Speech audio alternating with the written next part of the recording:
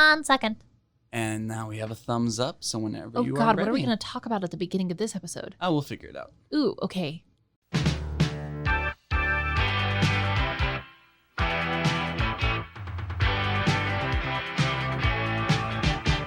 Don't let's start. This is the worst part. To believe for all the world that you are my precious little girl. But don't let's start. I've got a weak heart and I don't get around how you get around.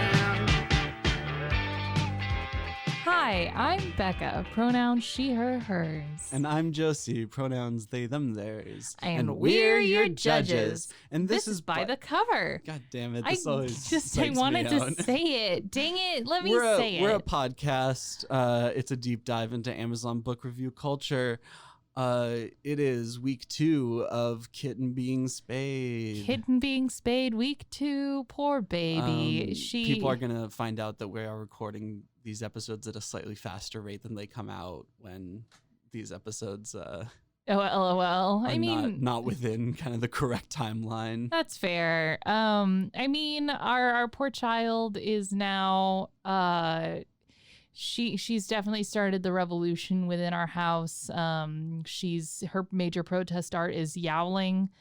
Listen, it's like TV shows that like switch timelines without telling you, like Westworld or like that's kind of what our podcast is. Like, see if you can find like the little hints and clues about what timeline we're currently in. I mean, it's still COVID. It's still COVID timeline. It will be for a very long time. For a long time, and that's on everyone else. That's all the president's fault.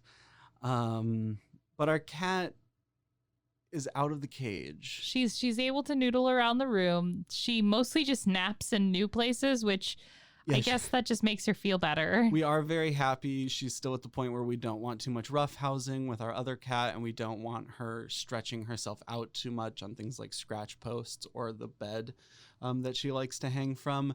But yes, like Becca just said, she seems much more interested in napping.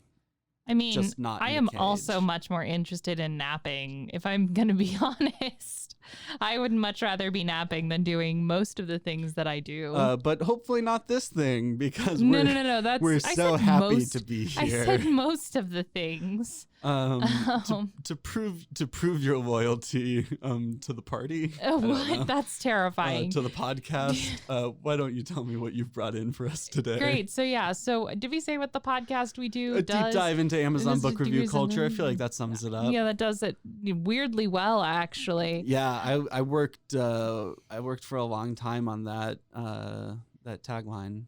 So and I can only get it right about 30% of the time. So today, I am bringing Deep River, a novel by Karl Marlant.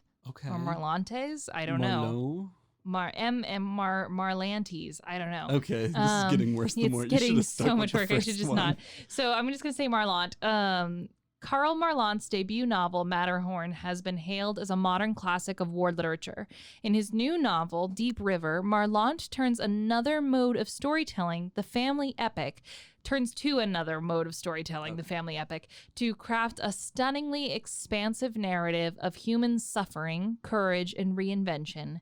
In the early 1900s, as the oppression of Russia's imperial rule takes its toll in Finland, the 3 Koski siblings, Ilmari, Matti, and the politicized young Aino, A-I-N-O, I'm going to say... A-I-N-O? Yeah. Ooh, I don't know enough Finnish I'm to gonna guess that. If anyone wants to correct me, please feel free to do so. I'm going to stick with I know for the entire thing.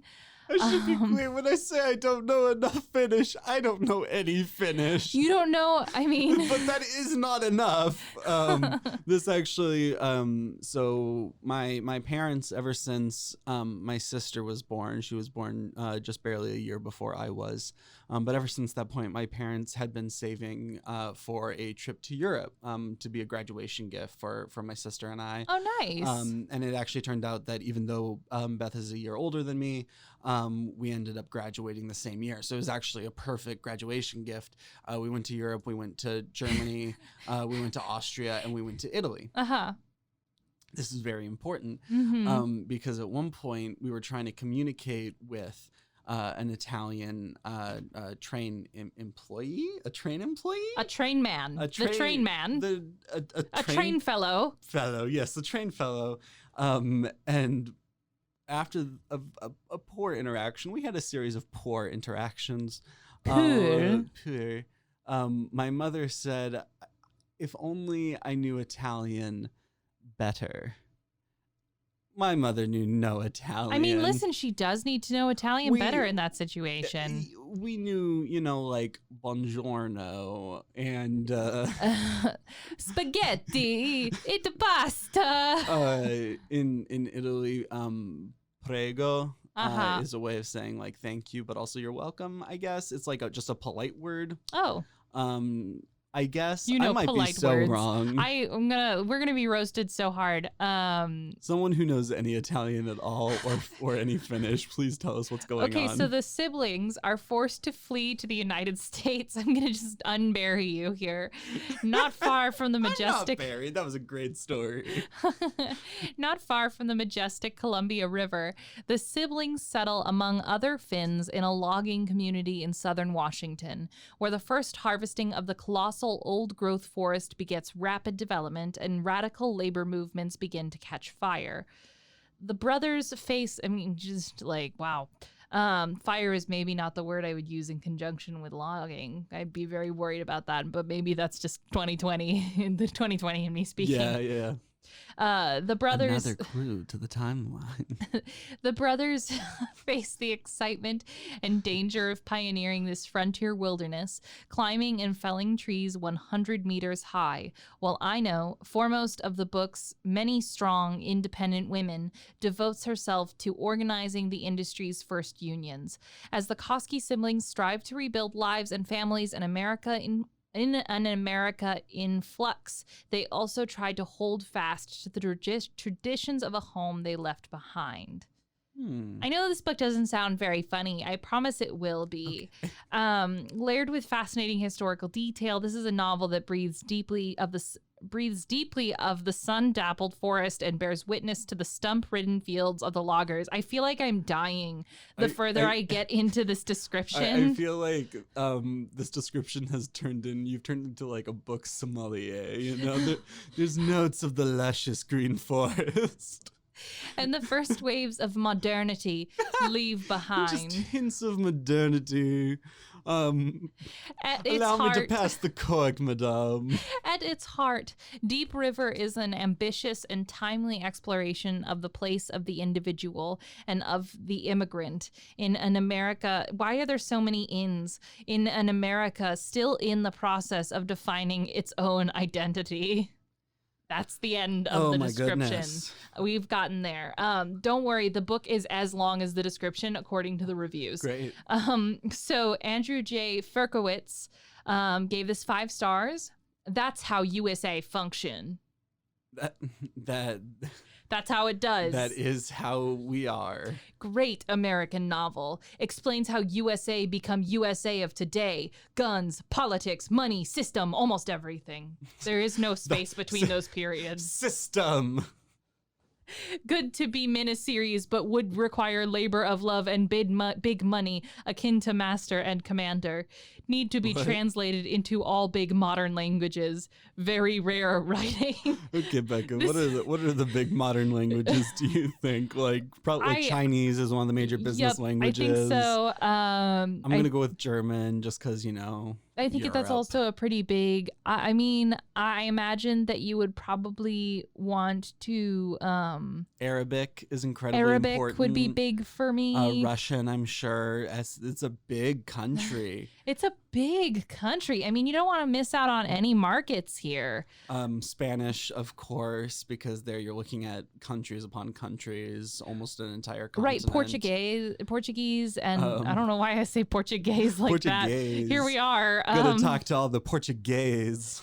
I hope I don't get in trouble. I devour books. Addiction developed during my profession. Job long, hers, stress, dealing with life and death's money. Oh, God. This person is like, I feel like this is what Donald Trump's head must sound like all the time. No, I get that. Wait, hang on. Before you continue, Hey, Mike, a quick sound note, a quick editing note. If you think we'll get in trouble for our very bad pronunciation of a foreign language, just cut this part out. Just cut that out. We'll do some audio magic. All right, continue the lovely editing. I read almost everything. That book is 0.01% of top. 0.1. 0.01% of top. I read almost everything. That book is 0.01% of top. It's the ultra rich of books is essentially what I'm hearing. Karen Pryor also gave this 5 stars. Historically informative and nice and long. Loved history, so loved this, and loved that it was a good long read. It was nice and long. That's it. That's all we get. This sounds like a new bit that's forming, which is it a book review or is it a review of a dildo? Very historically informative, nicely. Oh, in the 2-star range, I found some really great, just chef's kiss. Much thicker than I expected. R. Lindholm gave this 2 stars, obviously. Billed as a historical epic, anything but. I think I got to page 65 when the history bothered me so profoundly. I had to see what was going on with this guy. In his end notes, Marlance candidly states that he sacrificed the historical facts for his storyline. You know, like how a lot of good historical fiction kind of elides over things in order to make the point of the plot faster. It's like, fun fact that, I should like credit the YouTube artist, but it's some like child, and I don't remember when I watched it. It was this kid that was into Hamilton, and they did like, here are the things that like are incorrect about Hamilton, and one of them is that Burr didn't challenge Hamilton to a duel when he blocked him from being president. He kind of like took that and was upset about it. He challenged him to a duel when Hamilton blocked him from being like a politician of a much smaller office, and he was just like on like Twitter. He like blocked him. Fucking over, Hamilton. We're done now. Now I'm gonna fight you. Fine. But as a historian, I was flabbergasted by his cavalier marketing of his epic as being remotely historical. American Finnish descendants are hungry for a story that will shed some light on the lives of their immigrant ancestors.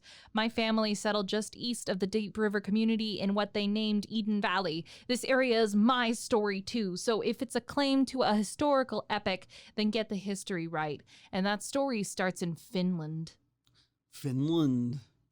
And so like kind of talks about Marlance changed his story to suit his storyline. That's too bad, as the real history is a real great story itself. Instead, he relied on the stories he heard, but which had no foundation in fact. He could have researched, but chose not to. He changed the geography, the chronology of the events he drew on, and invented events out of whole cloth. The lumber and timber stories cared more than a passing whiff of truth, but he jettisoned virtually all historical fact. It was hard to willingly suspend disbelief and enjoy what he did right. The characters weren't believable to me anymore. The references Finnish culture in both Finland and the U.S. I knew to be either false or suspect. I absolutely detested the main character, Aino Koski. Ooh. I don't know if it's about the girl thing but there's a lot of people essentially saying that Aino is not a cool person, and I'm just wondering if it's because she's a labor rights activist, you know? Yeah, no. I mean, I think that it's one thing if someone says, like, I'm Finnish and this does not represent me well, and I think that is something that should definitely be respected. I think it would be interesting to know if the author is Finnish themselves, because I think that would be very, like, informative, you know? Because obviously, like, one person saying, like, I'm Finnish and this doesn't represent me they're not necessarily representing the entire Finnish community when they say that either, you know? Right. But it's definitely, like, it's challenging and it's weird when you are being told, like, you're getting a lot of things wrong, you are making up events. Then it moves away from, like, historical fiction and, like, turns into more, like, fictional history, you know? Kindle customer gave this 2 stars, brutally tedious. Loved Matterhorn. Incredible detail about the Vietnam experience. I cared about that. Didn't care as much about logging techniques in the early 1900s of Finnish culture. I just didn't care. I don't like it. I mean, I so. feel like that's how that book advertised itself from the get-go. It was Yeah. like, logging's going to be the thing. Logging will be incredibly important. Also, Finnish culture. So, if you weren't a fan of that, maybe give it a pass before you read. I got hundreds of pages of both. Lots of whistle punks, pulakas, etc. I found myself speed reading the last 200 pages after I read about the local berries for the third time. The lead character evokes no sympathy after she made decisions to the detriment of her family over and over and over and over and over. Oh, God. I just started laughing. Very disappointing. Anyway, that's what I have for you It's today lovely. on Deep River. Which apparently is a very boring book. And if you want to be able to keep listening to us over and over and over again, then you're going to have to be willing to sit through or at least skip through these ads. Ooh.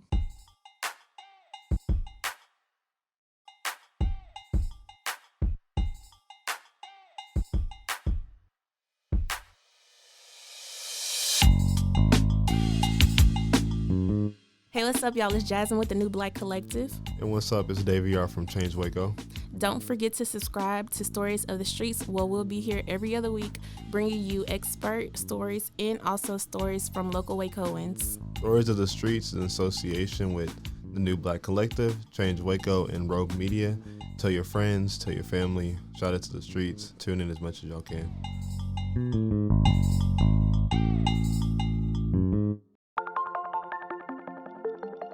Hey everyone, it's Josie and Becca coming at you with a normal ad for normal people. Looking for a job? Check out ResWrite. ResWrite offers resumes, cover letters, and LinkedIn profiles for individuals searching for new opportunities. Resumes start at just $30. Check out reswrite.com for more info and use my code ResWriteRMN10 for 10% off all services. ResWrite is an online career service that provides both education and career counseling for college students, young professionals, and mid-career job seekers. ResWrite offers a professional resume writing service that helps individuals find employment in various industries, including finance and accounting, business, engineering, hospitality, human resources, information technology, marketing, etc. ResWrite also offers a college essay editing service for those seeking admission into top colleges and universities. ResWrite's goal is to ensure applicants enhance their profile to successfully gain acceptance into competitive schools. Their mission is to help you introduce your personal narrative to prospective audiences in the most effective way possible. So again, go ahead and check out reswrite.com. That's ResRite.com for more info, and use the code ResWriteRMN10. So that'll be ResRiteRMN10 for 10% off all services. Woohoo! ResWrite. It's right for your res. Yikes. Oh, hi, we're back. Yeah, It's such a surprise. You kind of like gestured at me, and I wasn't sure if like I you was wanted me to trying to- do it or like yeah. if you were gonna like. Usually, you're so commanding. You're Just so gun ho. tough and rough and tumble. Um, Not at all, so actually. I'm doing a kind of Where Are They Now, except that it's just going to be right out in the open. Kind of, we're going to know who you it know, is. every single time you say "Where are they now," I Mhm. kind of hear the tune of Justin Bieber's hit song from a while ago. What do you mean? So it's like, Oh. "What are you now?" Where I don't- are they now? Yeah, I know. Anyway, that's my story. Well, Was it a good story? Who we're looking at today? It's Stephanie Meyer, Ah. and her August 4th, 2020 release. Do you know what it is? August 4th, 2020. Mhm. Oh, is it Midnight Sun? Are we It's talking about Midnight Sun. Yeah. I wish I didn't get that so quickly. It's here. #1 best-selling author Stephanie Meyer makes a triumphant return to the world of Twilight with this highly anticipated companion, the iconic love story of Belle and Edward told from the vampire's point of view. Gonna just It's just readjust like my it's just like a lot of Edward being like, blood, please, blood, Um, blood, please. I blood, need blood. to live. Bella, please give me the blood. No, he specifically doesn't want her blood, even though she wants him to take it, which is just a kink. Is it a kink? I think it's just a kink. When Edward Cullen and Bella Swan met in Twilight, an iconic love story was born. But until now, fans have heard only Bella's side of the story. At last, readers can experience Edward's version in the long-awaited companion novel, Midnight I'm so Sun. sorry for you that you were not there as part of the like massive fandom around Twilight. I wonder if I would have been all that into Twilight, like if I had been a fully realized. So it definitely, at least like the parts person. that I was participating in as like a proto gay, definitely we had not gone around fully the recursive of like Twilight is gay culture actually. Okay. Were there like Edward Jacob ships? There was a lot of that. Kind of by the time. Like By the time, threesome. no. No It was threesome, polycule stuff. No. We were not there yet. Okay. It was very much like I remember very strongly like The having early aughts. long debates with my friends about like whether Bella should wind up with Jacob or Edward. By the time we were really getting into those debates, circa like the second and third book, because like Jacob is pretty much sexless in the first book. Which is fun. Let's talk about the sexuality of a 200-year-old vampire. Jacob is not the vampire. Jacob. He's Jacob's the werewolf. Who imprints on a baby, a fetus, which is just like the most whack and wild thing. But like no kidding, like very much it was a big thing. And like by the time we got around to the third book, I was already being disillusioned by my older stepsister, who was like, there's so many problems with this. And so then I disillusioned all of my friends. No, we weren't at racism. We were squarely in abuse then. Okay, well, yeah, no, that's fair. My mom held a very strong belief. We had her on the podcast. She's an educator. And she held a very strong belief that you could not speak poorly of a piece of media unless you had consumed it yourself. Obviously, not everybody holds this theory. Some people say that knowing the content of something is enough to be able to kind of make a judgment of it.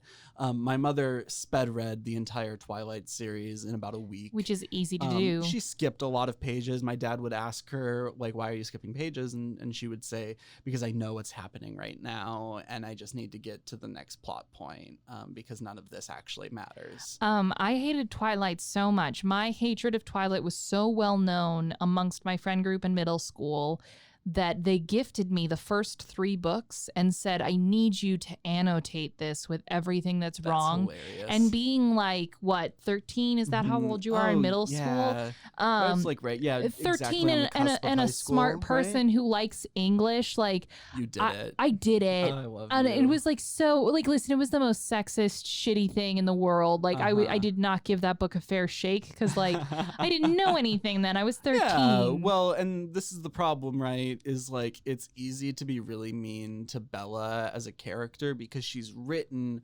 from, I would say, like a sexist, especially like an internalized sexist position, and so then you can easily fall into she is dumb woman because she's written that way. Yeah, and I think a lot of the work that the fandom is doing now to essentially be like, no, Twilight's fun, like fuck off, like it's not anything serious. Kill the author and make fun of it. Bella's a lesbian. Yeah. Anyway, sorry about the long day's journey into Twilight. Becca's thesis on Stephanie Meyer's a critically acclaimed series, Twilight, the series. The series, the movie, the series. Is it just called the Twilight? Oh my god, Cycle? a Twilight musical would actually genuinely be so camp. God. I'd fucking live and die for it. You like Star Kids, like the people who do like like all like the weird musicals and stuff, like Harry Potter musical, where they just are like, we don't give a fuck about the source material. Yeah. They did the Aladdin one. I don't know Star Kids material. I wish I could say that I do, but I don't. It's like Wicked, but for Jafar. I tried watching Where Harry Potter Jafar- musical and like it was so big with my friends and I just couldn't get into it. I watched it when I was packing late in the middle of the night until about 5 a.m. my freshman year dorm because I was a procrastinator and hadn't packed and I was leaving the next day. Do we need to get to the reviews? Sorry, I don't mean to interrupt your story. No, We've that's just the gone end. on a That's the end of the story. huge Actually, tangent. 5 stars from Dawn. Worth the read. If you like Twilight, you'll like Midnight Sun. Wait, that was the end of the product description? I think there was a little bit more, but I really want to get into the reviews. And they give us a little bit. And also, it's a very For anyone who obvious doesn't know, description. the 17-year-old Edward has been 17 for a very long time and is now in love with everyone Bella. knows this. This is like saying that you could spoil the village anymore. You don't know. We could have the one audience member who does not know Twilight. If you like Twilight, you'll like Midnight Sun. Just like if you liked 50 Shades of Grey, you will like Grey. So this is coming from a this is a 5-star coming from someone who likes 50 Shades of Grey. Exactly, like a very fair comparison, actually. Already criticizing her writing over every minute detail is ludicrous. I remember when Midnight Sun was leaked and she decided to just release the draft for all of us, vowing to never complete the book until that money came a ring-a-ling into her door. I mean, I'm sure. Listen, take the bag and carry it, right? I found myself signing every petition to beg her to finish the book because I loved the draft. It was funny and entertaining and basically showed us Edward point of view. Twilight flipped. Give it a chance before writing your own book about why you in particular don't like it because it's Stephanie Meyer and you don't like that genre of books. You know what I love is that we know Stephanie Meyer has written Twilight. She has written gender-bent Twilight, and now she has written Twilight, but from Edward's perspective. Mm-hmm. It just go over the same idea over and over again. The gender-bent Twilight is the funniest one for me. It's so like I want to get them. I think it would be a fun like, oh, how about this? Donate money to us. If someone pays me $100. If I get $100 in donations, I will go through both the first Twilight and the gender bent Twilight, and I will annotate all of their differences. If I get $100 for $50 additional, we will also mark Midnight Sun, and I'll do it on like Twitch or something. Follow me at Recon Games. A little off the product brand, but here we are. Why buy? Maybe we should get a Twitch. Why buy it to leave negative reviews if it's not even the genre of books you like? I mean, I guess fair. If people are leaving reviews, then. Anyway, E.A. Salinas. Don't live to be a hater. There's nothing to gain from it, you know? Yeah. E.A. Salinas is in the Hall of Fame. Wouldn't it be, I don't know. Salinas? Maybe? Maybe Solinas. It's Solinas. Anyway, E.A. Salinas is in the Hall of Fame. I had to go digging deep into the Amazon legends. Hall of Fame. Deep into the Amazon lore. Hall of Fame is when you used to be in among the very top reviewers, but you are no longer. So a disgraced a fallen angel here among us. Disgraced reviewer E.A. Salinas. Rest in peace, E.A. Salinas. Formerly renowned Salinas gives 1 star. Twilight flipped, and this is a long one, so we might just have to kind of like speed through it. Okay. So don't interrupt you is what I'm hearing. Just buckle in, take notes. It's no exaggeration to say that Edward Cullen is one of my least favorite male characters of all time. The only reason he does not sit atop the throne is, well, Christian Grey and Massimo Torricelli exist. What? I don't know who Massimo Torricelli is, but I sure know who Christian Grey is. Oh, wait, sorry. I got that totally, I totally flipped that in my brain. Initially, like, throne just indicates to me such a height that I was confused the throne of least favorite male character. He's least favorite. The throne of being the worst, yeah. And after many years of refusing to do so, Stephanie Meyer has finally given the wangsty, unintimidating vampire his very own novel, Midnight Sun, which retells the entire story of her debut novel, Twilight, from Edward's perspective. Thank God. We're so far away from the end, Becky. You have to hold on. That sounds a lot more appealing than it is once you realize that we have to spend hundreds of pages in the head of a whiny, socially inept misogynist who complains about everything. Oh no. E.A. Salinas hates this author and this character, and I love it. In case you missed the media storm some years ago, Edward Cullen is a sparkly vampire who dwells in the town of Forks, Washington. He can read minds, he hates school, and he pretty much hates everyone around him, especially the women. But then, one day, the author's self-insert, Bella Swan, stumbles into school and immediately entrances him with her delicious body odor. Ew. So, I mean, is that right? Like, No, doesn't she smell good? No, Doesn't she it- smells super good. I just hated delicious but body odor. Her body smells really tasty to him. That's like part of the tension, is how tasty she smells. I'm gonna die. I'm gonna die. I'm gonna die. This is such like repressed like bullshit. Anyway, the writing is not this review. So he immediately wants to kill her. Along with dozens of other innocent people, swoon, dream man. And since Bella's mind is unreadable, he begins obsessing over her and decides that she is a selfless saint who is superior to all the common sheep. However, after he saves her from a freak car accident, Bella realizes that there's something weird about him, which causes the Cullens to panic. But fear not, Stephanie Meyer will not mar her book with suspense, so Alice just blurts out that Alice is going to be her best friend and Edward's soulmate, so everybody just calms down. Oh. Of course, Edward can't keep away from the universally irresistible girl who looks suspiciously like the author. And after creeping into her room, for several weeks, he saves her from a very bad situation, and they start dating. Eventually, the plot rears its ugly head, and some hostile vampires show up to kill Becca, which means Edward has to actually Bella. Sorry, oh Jesus. Let's start that sentence over, thank you. Eventually, the plot rears its ugly head, and some hostile vampires show up to kill Bella, which means, listen, kill Bella is hard, which means, because Edward is there. The weirdest Quentin Tarantino choice was remaking Kill Bill with Bella Swan. It goes on. Is Midnight Sun any good? Well, that depends on how you feel about the Twilight Saga as a whole. If you're a fan of the previous books, you'll probably love another fat tome of PG-rated vampire romance. Yeah, give me that R-rated shit.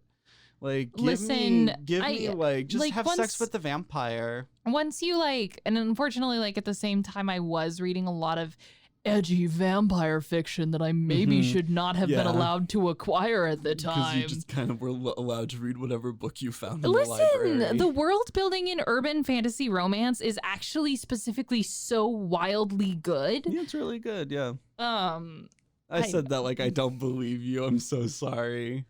Anyway, I think what's so fascinating about specifically romance subgenres is how tight their world building is, that usually there are very specific notes that you have to hit in your world building to kind of access a specific subgenre. True. Anyway, this goes on and on and on, and I wish that I could read it to you all. If you donate $10, I'll release the full full review. We'll do a Twilight episode. Oh God, Twilight. Yeah, we'll let's move into the credits. Thank you to Mike Hamilton for being here, for dealing with our bullshit and listening to us once a week, cutting out the stupid things we accidentally say. Thank you to Oni-chan Productions and Rogue Media Network for having us as a part of their families and partnerships. Go check out other Rogue Media Network shows, like What's Your Excuse and Keep Waco Loud and all the other ones. All They're of the everywhere. shows. There are so many shows. Go to the podcast. If you can't find a flavor of Rogue Media Network that you like, that sounded an awful lot like I said Road, and I didn't. I said Rogue. That you like, then you need to develop better earbud taste buds. Also, a huge thank you to They Might Be Giants for letting us use their song Don't Let's Start. We sent them a Tumblr message asking if we could. They said yes. Actually, I think they said sure. I think they said sure, yeah. It's legally binding. Anything that you want to talk about? Give us a review. We'll read it on the podcast. If you post to Stitcher or iTunes, we check iTunes a lot more regularly. Even if you want to tweet at us, We'll take that. Tweet us fun things at Tweet by us the books cover if you're underscore in pod. book, all these things. I love the crosstalk. That was so good. That was so good for our listeners. Perfect audio. Fix it in post. Here's another fun little thing that's gonna date the podcast. At the end of every episode. Sorry. Don't date the podcast, Becca. I want to date them. They're perfect, and I'm sorry. At the end of every episode, we turn to the wisdom of Dark Horse by Tammy Hoag, specifically the book that I pulled out of the dumpster. If that's not a metaphor for life, I don't know what it is. So if that doesn't tell you a little bit about when we started the podcast and or when I found this book, and whether or not any of this terrible, terrible sickness was going around, I don't know what will. But here's the Dark Horse devotional. Give me the Hoag. In the harsh glow of the security light from above, I saw the angel. Myra! It's the angel Myra! It's our patron saint! Please play the outro music. This has been Rogue Media Network Podcast.